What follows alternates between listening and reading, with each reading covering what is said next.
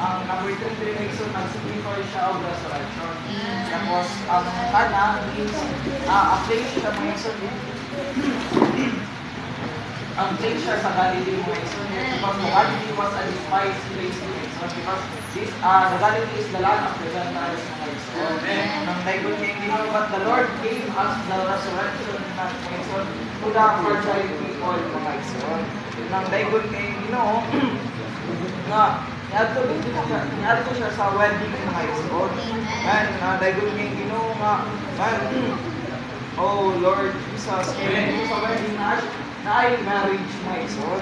Man, kay ang nag-marriage, nagpasabot siya sa continuation of human life na ison.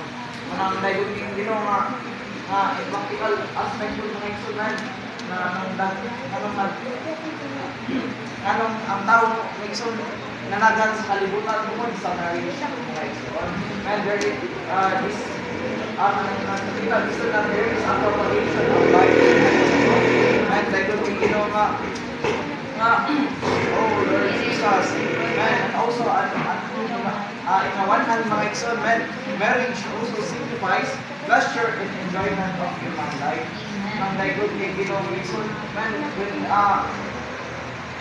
there is no marriage, man, there is no pleasure of human life mga ison.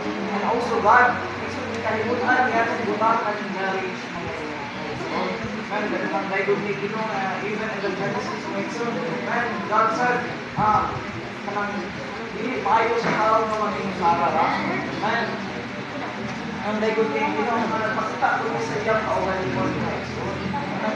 Ang mga itagana sa Diyos, si Eve tuiga mga ison. Aron sa tuyo nga naay pagdaghan sa kanang aron naay kanang aron ito ang human life mga ison. Ang daigod kay Ginoo